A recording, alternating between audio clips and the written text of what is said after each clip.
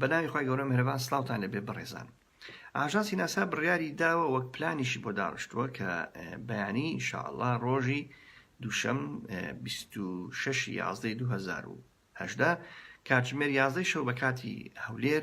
کەشتێکی ئاسمانیان گالیسکەیەک لە سەرڕووی هەسارەی مەریخدا بنیشێنێتەوە کە ناسراوە بە ئینسایت. بەڕێزان پێم باش بوو پێش ئەوەی ئەو ڕووماڵەی ئەنجام بدەین بەیانی ئینشاءالله گەخواتەمەند بدات، پێم باش بۆ هەندێک زانیاری گرنگ لەسەر ئەو کەشتیە پێشکەشی ئێوەی ئازیز و خۆشەویست بکەم. سەرەتا ناوی ئینسایت واتای بینین دەدات، بەڵام لە ڕاستیدا ئەوە کۆکراوەی Transport Heat Geodesy and Investigations Interior Exploration Using Seismic واتە دۆزینەوەی ناخ بەهۆی بەدواداچوونی بوومەلەرزە و چینەکانی ڕوو گواستنەوەی گەرمی. ئاژانسی ناسا بڕیاری داوە ئەو پرۆسەیە بە تەواوی بە شێوەی پەخشی ڕاستە و خۆ بگوازێتەوە لە ڕێگەی ئەو کامێرانی کە لە کەشتیەکەیدا بەستاوە. بەڵام مەودای نێوان ئێمە و زەوی مەریخ و زەوی ببورن دەگاتە نزیکەی نێوان 250 تا 400 ملیۆن کیلۆمەتر و نزیکەی نیو کاتژمێری ڕووناچی لێمانەوە دوورە، بۆیە ئەو پەخشەی کە لەوێ ڕادەگاتە زەوی نیو کاتژمێر تاخیرترە. بڕیار وە بۆ ئەو کەشتیە لە 5/5/2018 هەڵبدرێت ببورن لە ساڵی ببورن، یعنی زووتر بڕیار درابوو کە هەڵبدرێت، بەڵام لەبەر هەندێ هۆکاری تایبەت کە لە ساڵی 2016 دوای تەواوکردنی دروستکردنی کەشتێکە بڕیار وابوو کە ئەو کەشتی ئاسمانی هەڵبدرێت، بەڵام ویستیان گۆڕانکاری زیاتر و پەرەپێدانی زیاتر لەسەر ئامێری سیزمۆمتر واتە پێوانەگرنی بوومەلەرزەی لەو کەشتیەدا تاقی بکەن و ئەنجام بدەن و وا بکەن کە ئەو ئامێرە هەستەوەتر بێت بۆ هەر بوومەلەرزەیەک ئەگەر لە هەسارەی مەریخدا هەبێت. بۆیە ئەو پرۆسەیە دواخرا بۆ 5/5/2018 کاتژمێر 2:05 دوای نیوەڕۆ بە کاتی هەولێر ئەو کەشتیە ئاسمانی لە بنکەی کەنەڤرا لە فلۆریدا هەڵدرای ئاسمان و وەکو ئاماژەم پێدا ئینشاءالله سبەینێ 26/11 لەسەر هەسارەی مەریخدا دەنیشێتەوە و تەمەنی پێشبینی کراوی بۆی نزیکەی 728 ڕۆژە، واتە 2 ساڵی زەمینی تقریبن. بەڵام زۆر جاری وایە ئەو کەشتیانی کە دەگەنە هەسارەی مەریخ، طبعاً ئەو کەشتیان هەرەمیان بێمرۆین واتە ڕۆبۆتین یان ریمۆت کۆنترۆل دەکرێن، جاری وایە پێشەوەی بگەنە ڕووی هەسارەی مەریخ تێک دەشتێن وەک مارس پۆلەر لاندەر یان ئەوانەی سەرکەوتن و دەست دێن وەکو ڤایکینگ 1 و ڤایکینگ 2 لە هەفتایەکان و هەروەها کەشتیەکانی دیکەی کە لە دوای ئەو هاتن و وەکو مارس پاتفایندەر و هەروەها ئۆپۆرتونەتی، سپیریت، کیورۆسیتی کەوانە هەمووی لەسەر هەسارەی مەریخدا بە سەرکەوتووی نیشتنەوە. بۆ بەبیێناوتان خۆشەویستانم کەشتی ڤایکینگ 1 و ڤایکینگ 2 کە لە 76 لەسەر هەسارەی مەریخدا نیشتنەوە تا نێوان ساڵی 81 و 82 لە کارکردن هەر بەردەوام بوون. زۆر چاکە. ئەو کەشتیە شێوازی دیزاینی چۆنە؟ شێوازەکەی لەسەر شێوەی کەشتیەکی چارپێیە لەسەر چوار پێ دەنیوشێتەوە بە سەرەتا بە پرۆسەی ڕەوانەکردن لە ڕێگەی قەڵغانێکی تایبەت لە نێو کەپسولەیەکدایە، پاشان دوای ئەوەی ڕزگار دەبێت لە بەرگە هەوای مەریخ و کردداری لێخەشان ئەو قەڵغانە جیا دەبێتەوە. ئەو کەشتیە بە شێوەی پەڕەشوتی دەنیشێتەوە لە چینە بەرزەکانی هەوای مەریخ، بەڵام پێشەوەی بگاتە سەرڕۆکەی موشەکی پێچەوانەیە واتە سەواریخی عەکسی بەکاردێنێ بۆ ئەوەی وەکو ستۆپێکیان کەپحێک وا دەکات کە خێرایی نیشتنەوەکەی کەم بکاتەوە بە ئاسوودەیی لەسەر هەساری مەریخدا بنیشێتەوە. پرسپۆران هەر هەمویان هەوڵیان داوە کە ئەو کەشتیە ئاسمانیە لە ناوچەی نزیکی کەمەری هەساری مەریخدا بنیشێنەوە. لەبەرچی لەبەرێت تیشتی خۆر لەو ناوچەیەدا زۆرترە، بەردەوامترە و بۆ وەدەسێنانی وزەی کارەبا ئەو کەشتیە 2 تەختەخۆری گەورە بە پێوانی 2.15 سانتیمەتر 2 مەتر و 15 سانتیمەتر ببورن بەکاردێنێ و ئەو وزەیە کە دروستی دەکات وزەی کارەبا هەم بۆ بەگەرخستنی ئامێرەکانە و هەم بۆ بەکارهێنانی گیتی بۆ شەحنکردنەوەی پاترێکان و بۆ دابینکردنی گەرمیەکی جێگیر بۆ ئەو ئامێرانی کە لە نێو بۆکسی کەشتێکەدا کار دەکەن، چونکە پلەی گەرمی لە دەرەوە لە هەسارەی مەریخ یەکجار زۆر نزمە کە بە ڕۆژ ناقص 6 بە شەو دەڕوات و ناقص 120 پلە لە ژێر سفری سەدی، بەڵکو هێشتا نزمتر و بەرەو 106 پلەش لە ژێر سفری سەدیدا دەڕوات. کەشتی ئاسمانی ئینساید بۆ ماوەی 6 مانگ و 15 ڕۆژ لە گەشتێکی دوور درێژدا بوو لە نێوان هەساری مەریخ و زەوی و مەودای 484 ملیۆن کیلۆمەتری لە نێوانماندا بڕی. طبعا خۆشەویستانم پسپۆران پێشتر سوودیان لە نزیکبوونەوەی هەسارەی مەریخ و هەسارەی زەوی وەرگرت کە ئەو جۆرەیان 2 ساڵ جارێک ڕوودەدات و بۆ ئەوەی ینی بە ماوەیەکی کەم زووتر خێراتر بگەنە هەسارەی مەریخ. هەڵبژاردننی شوێنی نیشتنەوە کارێکی زۆر گرنگ و هەستەوەر بوون، چونکە ئەو کەشتەی کە دروست کراوەکو باسم کرد بە وزەی خۆر کار دەکات و لێرەدا پسپۆران پێش هەموو شتێک بڕیاریان داوە کە ئەو کەشتی ئاسمان لە شوێنێکی دەشتایی نزمایی بنیشێتەوە ناو شاخ و داخ و کەند و لەند و هەروەها ئەو شوێنە زۆر خاکەکەی ڕق و بەردینی زۆر نەبێت تاواکو بتوانێت ئەو ئامێرانەی یا مسبارانەی کە شۆڕی دەکاتەوە بۆ ناوخاک بە ڕێگەی دلێرەوە ئەو دلێرەی کە کار دەکات ئەو درێرە دەبێ وا بێتن لە خاچێکی بەردینی ڕق نەبێتن بۆی بتوانێت ئامێرەکە بچەسپێنێت و بۆیە باشترین شوێنیش لە ناوچەی کەمەری شوێنێکە کە پێشتر 3 ناوچەیان دەستنیشان کرد. ناوچەی یەکەم ڤالیس مارینز بوو کە ئەوە دوور خرایەوە لە بەروەی ناوچەیەکی دۆڵایی زۆر قوڵ و سەختە و هەرچەندە لە ناوچەی کەمەری نزیکە بەڵام ئەوە دوور خرایەوە. پاشان ناوچەیەکی دیکە بەناوی ئیسیدیس پلانیشیە، ئەوەش ناوچەیەکی نیمچە تەختاییە بەڵام بەرز و نزمی زۆرە، گاشەبەردی زۆرە، ئەوەش دوور خرایەوە. لە کۆتاییدا پسپۆران بیریان لەوە کردەوە کە شوێنێکی دیکە هەڵبژێرن بۆ نیشتنەوەیدا. ئەوە بوون بڕیاردرا بە کۆی دەنگ لە ساڵی 2017 کە کەشتی ئاسمانی ئینساید لە خاڵی جوگرافی 4.5 پلە بەرەو باکوور و 135.9 پلە بەرەو ڕۆژهەڵات بنیشێنەوە کە ناوچەیەکە ناسراوە بە دەشتایی ئیلیزیۆم 600 کیلۆمەتر دوورە لە شوێنی گەڕۆکی کریۆستی کە ئێستا دەڕوات. ئەوە تاوان دەکەوێتە باکووری کەشتی کریۆستی. ئامێرە زانستیەکانی کە لە نێو ئەو کەشتیەدا هەیە بریتین لەو ئامێرانی خوارەوە. ئامێری SEIS واتە Seismic Experiment for Interior Structure، لێکۆڵینەوەی بوومەلەرزەیی بۆ ناسینی پێکهاتەی ناوە. ئامێرێکی فرەلایەنە لە بەکارهێنان و لەلایەن ئاژانسی بۆشایگەری فەڕەنسی سینیس دروست کراوە و بەشداری پەیمانگەی تەکنیکی فیدرالی سویسری، پەیمانگەی ماکس پلانک بۆ لێکۆڵینەوەکانی سیستەمی خۆر، زانکۆی ئیمپێریال، زانکۆی ISAE، دەستگای جێت پرۆپۆشن لابرۆتەری و تایبەتە بە هەستپێکردن و تۆمارکردنی بوومەلەرزە مەریخیەکان و چالاکیەکانی ناخی ئەگەر هەبێت. هەروەها دۆزینەوەی ئەو سەرچاوانەی کە دەبنە وروژاندنی بەرگە هەوای مەریخ و کاریگەریەکانی هەڵکشان و داکشانی چین و کەڤرەکانی مەریخ بەهۆی کاریگەریەکانی مانجی فۆبۆس واتە ئەو پاشکۆی کە بە دەوری مەریخدا دەخولێتەوە. طبعا بێزگە لە فۆبۆس دیمۆسیش دوو پاشکۆنە بەڵام هەردووچان قەبارەیان بچووکن. ئامێری دوم HP3 Heat Flow and Physical Properties Package، بەرزبوونەوە گەرمیەکان و پاکێجی تایبەتمەندیە فیزیاییەکان. ئەم ئامێرە لەلایەن ئاژانسی بۆشایگەری ئەڵمانی DLR ەوە دروستکراوە، بریتیە لە یەکەیەکی هەڵکۆڵین و هەستپێکردنی گەرمی کە بە The Mole ناسراوە تا قوڵای 5 مەتر دەچێتە ڕووی ژێرەوەی خاچی مەریخ بۆ پەیوانەکردنی گەرمای بەرزبووەوە لە ناوجەرگەی هەسارەکە و زانینی مێژووی گەرمی ئەو نێوەندە. ئامێری سێم ئامێری RISE Rise Rotation and Interior Structure Experiment واتە لێکۆڵینەوەی خولانەوە پێکهاتەی کاکلی هەسارەی مەریخ لە ڕێگەی بەکارهێنانی شەپۆلی ڕادیۆییەوە. ئەو ئامێرە شەپۆل ڕادیۆیی دەنێرێت، زانیاری تەبان دەگەڕێتەوە و زانیاری زۆر وەردەگرێت لەسەر خولانەوەی هەسارەکە بە دەوری خۆی و لە هەمان کاتدا حاڵەتی بوونی چالاکی ناخ و هەروە پێکهاتەی ناخ یان کاکلی هەسارەکە. بەڕێزان جێگای ئاماژە پێدانەکەوە لە میانەی بەکارهێنانی هەمان سیستەم بە شێوەیەکی تەبان بەسیتر سادەتر لە گالیسکەی پێشووتر کە ئاماژەمان پێدا ڤایکینگ لە ساڵی 1976 و هەروەها مارس پاثفایندەر لە ساڵی 1997 توانرا قەبارەی کاکلی هەسارەی مەریخ بساندرێ، بەڵام داتای نوێی ئینساید زانیاری زۆر ورتر و جوانتر و چڕتر و پێشکەوتوترمان دەداتێت دەربارەی قەبارە و چڕی کاکلی هەسارەی مەریخ و تا بزانن ئایا چۆن هەسارەکانی دیکەش بە زەویەوە چۆن لە سەرەتاوە دروست بوونە.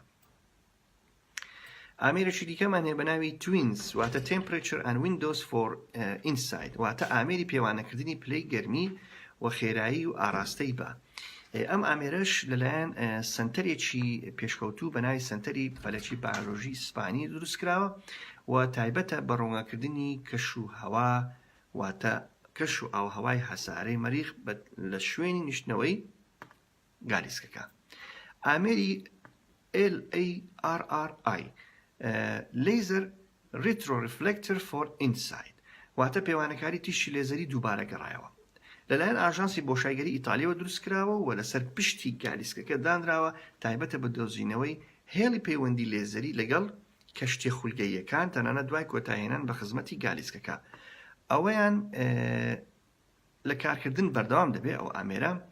تا 2 ساتی کارکردنی و بەردەوام شوێنی گالیسکەکە بە مانگە دەستکردەکان دەدات. واتە ئەگەر هاتو ئەو کەشتیەوە تا ئینساید لە کارکردنیش بوەستێت ئامێرەکانی دیکە ئەو ئامێرە زۆر بە بەرگەیە لە ڕێگەی تیشتی لێزەرەوە پەیوەندی لەگەڵ ئەو مانگە دەستکردانە دەکات کە تاوەکو ئێساس بە دەوری هەسارە مەریخدا دەخورێنەوە وەکو مارس ریکۆنسنس ئۆربیتەر. یەکەی IDA Instrument Deployment Arm باسکی ڕۆبۆتی ئەوەکو باسکێکی ڕۆبۆتی ئە بەو شێوەیە کار دەکات بەو شێوەیە تایبەتە بە دابەزاندن هەردوو ئامێری SEIS و ئامێری HP3 لەسەر پشتی گالیسکەکە بۆ سەر خاچی مەریخ و هەروەها ئەو باسکەش ئامێرێکی کە وێنەگرتنی هەیە کە ئێستا باسی دەکەین بە هەمان شێوە بۆ ئاراستەکردنی ئەو کامێرەیەش بەکاردێت. ئامێری IDC Instrument Deployment Camera کامێرایکی زۆر پێشکەوتووە لەسەر بنەمای کارکردنی هەردوو ئامێرە گەڕۆکەکانی مارس ئەکسپلۆرەر ڕۆڤەرس سپیریت ئۆپۆرتونەتی کە بەداخەوە هەردووچیان ئێستا لە کار کەوتونە و مارس ساینس لابراتۆری کە سپیریت ببورن کریۆستی کە تاوەکو ئێستا لە کارکردن بەردەوامە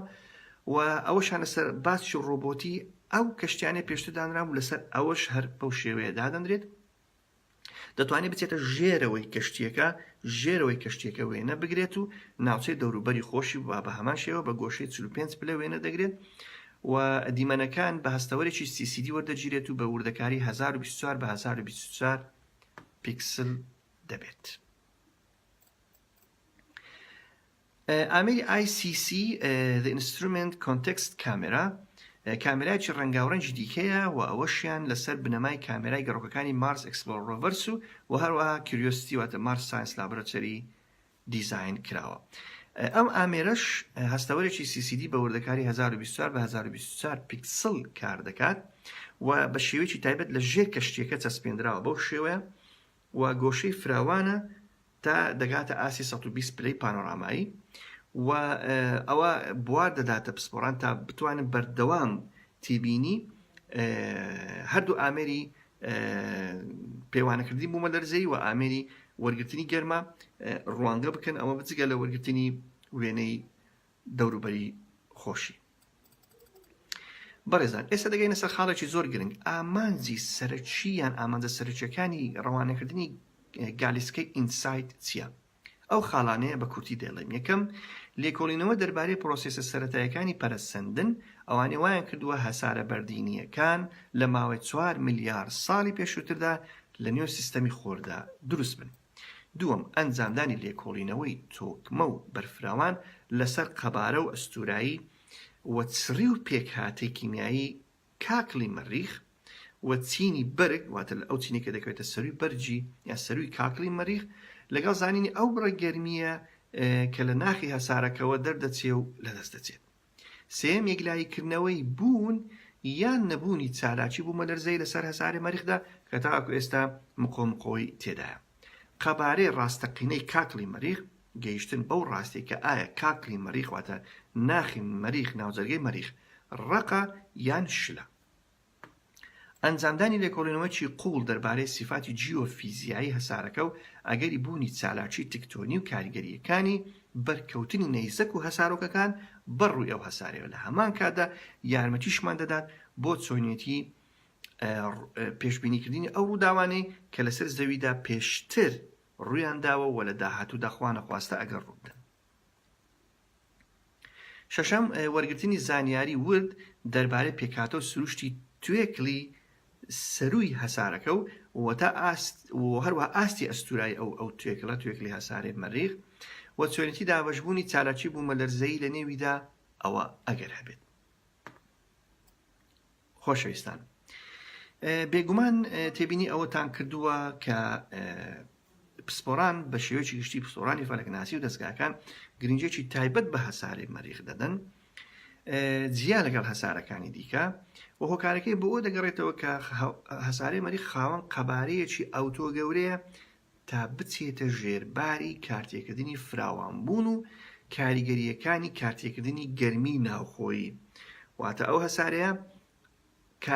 کارتێکردنی گەرمی ناوخۆی کە لێوە دەردەچێت لەسەر ڕواڵەتەکەیدا بەدیار دەکەوێت. بۆیە ئەو هەسارەیە گرنگێکی تایبەت دەدرێت کە لە هەسارەکانی دیکە ئەو تایبەتمەندیە نییە یان بەلایانی کەم تاوەکو ئێستا نەدۆزراوەتەوە. لە هەمان کاتیشدا بای ئەوەندەش بچووکە تا بتوانێت هێماکانی ئەم کاریگەریانە بپارێزێ و هەڵیان بگرێ وە لە دەستیان نەدات. چونکە هەسارە گەورەکان لەبەر قەباریان زۆر گەورە گۆڕانکاری گەوریان بەسەردادێت، بۆیە زۆر جار ئاسەواری ئەو کارتێکردانە لەسەر ڕۆکەیدا دەسڕێتەوە. بەڵام هەسارەی مەریخ خاوەن بەرگەهاوایەکی زۆر چالاک و داینامیک و ئەکتیڤ نییە، بۆیە تەماشا دەکەین ئەو کاریگەریانی کە لەسەر ڕۆکەیدا پێشتر هەبوو و ئێستا ڕوو دەدات بۆ ماوەیەکی زۆر دوور درێژ دەمینێتەوە. ئەوە جگە لەوەی بەڕێزان